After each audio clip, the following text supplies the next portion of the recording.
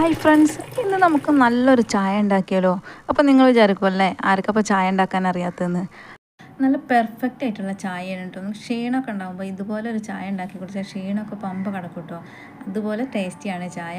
അപ്പോൾ നമ്മൾ ഒരു കപ്പ് വെള്ളത്തിന് ഒരു കപ്പ് പാല് അങ്ങനെയാണ് ചായക്ക് എടുക്കുന്നത് കേട്ടോ. അപ്പോൾ പാലിൻ്റെ വെള്ളത്തിൻ്റെ അളവ് നിങ്ങളുടെ ഇഷ്ടത്തിനനുസരിച്ചിട്ട് പാലിൻ്റെ കൊഴുപ്പിനനുസരിച്ചിട്ടും കൂട്ടിയും കുറച്ചും ഒക്കെ എടുക്കാവുന്നതാണ്. അപ്പോൾ നമ്മുടെ പാലൊന്ന് തിളച്ച് വരട്ടെ കേട്ടോ.